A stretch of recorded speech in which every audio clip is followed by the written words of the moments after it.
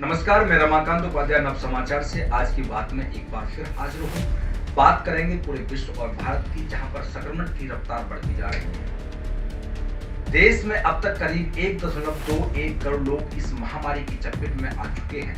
करीब 1.14 करोड़ ठीक हो चुके हैं। 1.62 लाख ने जान गंवाई है। 5.37 लाख का इलाज चल रहा है। देश में लगातार 6 दिन से 50,000 से ज्यादा लोगों की रिपोर्ट पॉजिटिव आ रही है।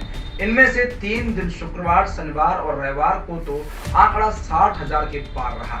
एक बार फिर कोरोना संक्रमण ने तेजी से अपने स्वाभाविक ही सरकार के माथे पर बल नजर आने लगा है। इस संक्रमण को शुरू हुए 1 साल हो गया है। इस पर काबू पाने के लिए शुरू में पूरे देश में लॉकडाउन लगाया गया था, फिर चरणबंदू तरीके से उसे हटाया गया और जांचों और इलाज में तेजी लाई गई। लोगों को जागरूक बनाने और कोविड नियमों का कड़ाई से पालन करने पर जोर दिया गया। इसके चलते संक्रमण की दर घटकर काफी नीचे चली गई। लगने लगा कि इसी विषाणु से अब निजात मिलने वाला है। पिछले महीने से इसके टीकाकरण अभियान में भी तेजी लाई गई, जो यह भरोसा और मजबूत हुआ कि जल्दी ही कोरोना को जड़ से खत्म किया जा सकेगा। मगर इसकी दूसरी लहर आ गई और इसका वेग बहुत खतरनाक दिखाई दे रहा है। अब इसमें कोरोना विषाणु की कई बदले हुए रूप शामिल हो गए हैं, जो पहले वाले विषाणु की अपेक्षा अधिक खतरनाक माने जा रहे हैं।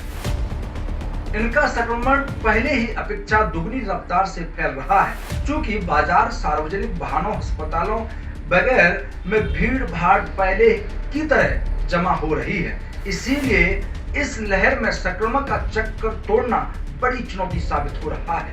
लॉकडाउन के अनुभव कुछ अच्छे नहीं रहे। अर्थव्यवस्था पर उसकी बहुत बुरी मार पड़ी है।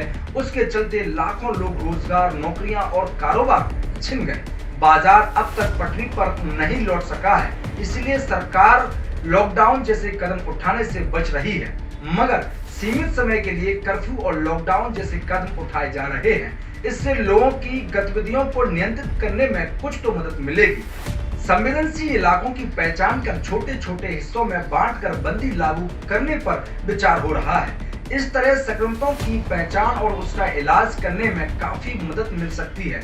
मगर इन तमाम प्रयासों के बीच सबसे महत्वपूर्ण है कि लोग खुद अनुशासन बरतें, हाथ धोएं, उचित दूरी का पालन करें, प्रतिरोधात्मक क्षमता बढ़ाने वाले टीके लगवाने के लिए तत्पर रहें, तो इस विषाणु पर काबू पाने का भरोसा कुछ अधिक बढ़ेगा।